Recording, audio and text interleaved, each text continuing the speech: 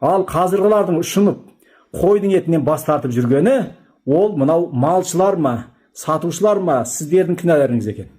Біз сонда бүкіл мынау қазаққа қиянат жасап жатырмыз. Балаларымыз қойдың етін жемейтін болды, сорпасын ішпейтін болды. Неге? Бізде қойдың еті туралы әңгіме болып жатыр. Мен осындай шешімге келіп жүрмін осы соңғы кезде. Жалпы бәріне біз өзіміз кінәліміз, адамдар кінәліміз. Оның ішінде біз қазақ елі болғаннан кейін қазақстандық адамдар бәріне өзіміз кінәліміз. Неге? Мысалы, емге келіп жатыр адамдар. Мына жерде бір қарындасым келіп отыр, мысалы үшін 22-23 жаста, өте мына буын аурулар, полиартрит дейді, сондай аурулар. Сонда міне бұл қарындасымның кінәсі жоқ екен негізі. Иә? Солай ма? Мен айтамын, енді қазір көбі қойдың етін жемейді ғой. Сен жейсің бе десем, жоқ, мен жеймін дейді. Жақсы көрем дейді қойдың етін. Бірақ бір ұшынып қалған екен бұл қыз. Жұмысында ма бір жерде қойдың етін жеген, тамақ жеген, содан оның дәмі ұнамады дейсің ба? Неге ұнамады? Қандай иіс екен сонда? Жағымсыз, иә? Міне осы келген адамдардың көбі сөйтіп айтады. Балаларымыз жемейді, дәмі бар, иісі бар деп айтады дейді. Ал мен айтам, ой, қойдың еті деген ол керемет қой деймін да. Негізі мына сатушылар, базардағы сатушылар, енді мал сатушылар дейміз бе, не дейміз? Малшылар ғой, малшылар. Қазіргі заманда енді бизнестің заманы болып кеткеннен кейін сауда саттық, әр нәрсенің орны бар, енді біреуге ештеңе деп айта алмаймыз. Бірақ біз денсаулық жағынан қарасақ, көбі әкелетіні мынау қошқар әкеп сояды.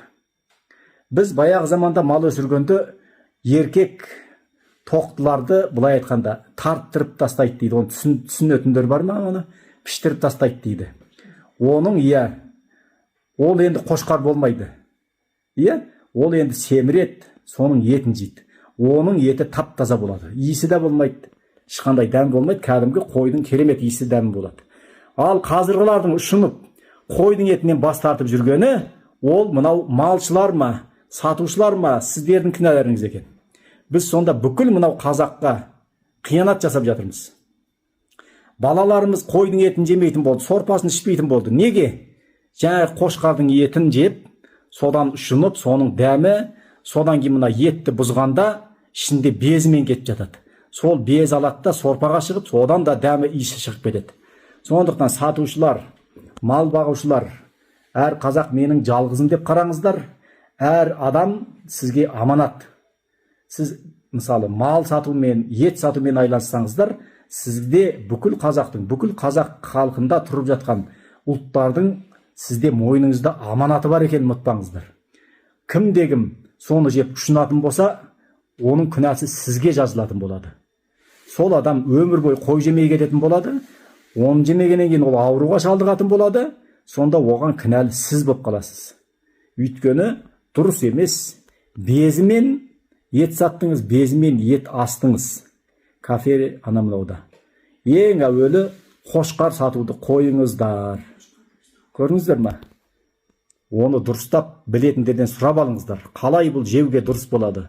Қалай ол пайдалы болады? Қалай оның иісі болмайды? Соны мамандардан сұрап біліп алыңыздар. Сонда мойындарыңыздан аманат түседі.